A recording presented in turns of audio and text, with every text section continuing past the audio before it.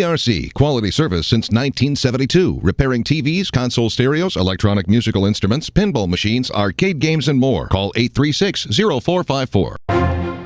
This is the Weather Xtreme video from ABC 3340. I'm Brian Peters, and let's turn the clock back about 12 hours or so to the Fayette Christmas Parade yesterday. And here's a look at the group. The mayor's on the left, Santa Claus and me, and then the Angie and Marla, who were the parade organizers. And then here's a picture, and all these pictures taken by the Times Record, by the way, of me in my lovely Corvette. Isn't that a great shot? I had a great time. It was wonderful being there, and I certainly appreciate the honor that they gave me of being the Grand Marshal. All right, here's some Skycam images this morning looking out north from the Coleman Skycam, and we can see clear skies there. Beautiful, beautiful shot of the Gulf from the Gulf Shore Sky camera this morning.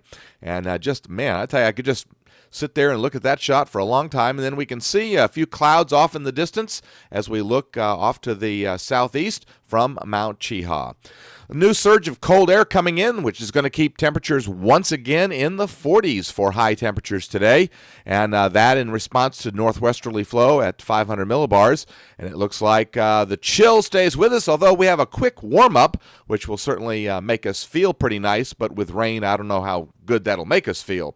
The cold air you can see surging in through the Ohio River Valley this morning, and that is keeping temperatures, the colder air isn't here yet, but temperatures this morning generally in the mid and upper 20s across central Alabama, and that is because, of course, we have very clear skies. We can see a few clouds up there in West Virginia and Kentucky and Western Virginia, but certainly nothing in our area. QPF-wise, the QPF guys are indicating the possibility of about 3 3/4 inches of rain over central Georgia, and I'm sure, since that's in the area where the drought is the worst, that they can really use it. Looks like for most of us, on the order of 1 to 2 inches is probably a good bet, and we can use that too. That will help us significantly. On day 3, this is Tuesday into early Wednesday morning, the Storm Prediction Center is outlooking a slight risk. Now, the confidence is not very high in this. It's one of those things where some of the parameters are there and some just aren't, but I think they're playing it safe with a slight risk. Now, in days 4 through 8, they're saying that the potential is just too low, and again, not all the parameters are there, and there are some model differences. All right, let's get to the 060 GFS model run, and here's the high pressure coming in, bringing us that surge of colder air today. Again, another surge of that colder air. We get under a ridge on Monday, which should keep Monday a fairly nice day as we moderate just a little bit as the high migrates to our east, and that will bring southerly flow and help to moderate our temperatures just a little bit. Now, here comes the next system coming out of the southwest across Texas and Oklahoma at the upper atmosphere, and that will produce a surface low in the vicinity of looks like near Fayetteville, Arkansas, as it comes out ahead of that upper storm system, and that will bring a wet time to us. This is midnight on Tuesday, and that will bring certainly some wet weather and the possibility of some strong thunderstorms. We'll be watching that carefully. Now, we've been having some problems with the GFS, whether it wants to phase up the two systems or not. Today, it is phasing up the two systems. And we can see the strong trough over the lower Mississippi River Valley Wednesday at midday, and that should mean that most of the weather is by us by noontime on Wednesday. But I think it's going to be one of those days where we're going to stay cloudy and drizzly and just chilly, and you can see the 540 thickness line diving down into eastern and southeastern Texas.